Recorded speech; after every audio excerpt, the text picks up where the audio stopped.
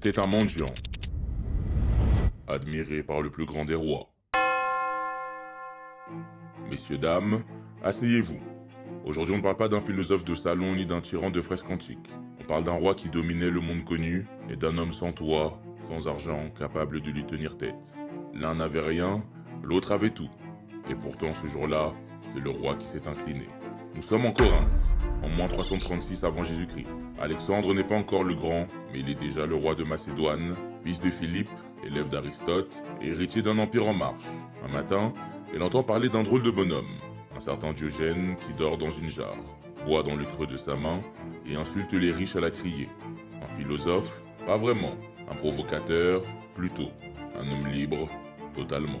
Un matin, Alexandre se rend à Corinthe. Entouré de sa cour et de ses soldats, il entend parler de ce philosophe insolent et décide d'aller le voir. Il trouve alors Diogène, allongé au soleil. Alexandre s'approche et dit: « Je suis Alexandre le Grand. Y a-t-il quelque chose que je puisse faire pour toi ?» Diogène, sans se lever, sans déranger sa position, répond avec cette phrase devenue légendaire: « Ôte-toi de mon soleil. » C'est le génie à l'état pur. Pas un serviteur, pas un culte, juste un homme libre qui exige rester dans sa lumière. Le roi reste muet un instant, puis impressionné, il prononce cette phrase qui a traversé les siècles. « Si je n'étais pas Alexandre, je voudrais être Diogène. » La légende dit que ce n'était pas un compliment creux, mais une reconnaissance sincère. Le pouvoir peut tout donner, sauf la paix intérieure que Diogène exhibait sans effort. Alors que retenir de cette histoire?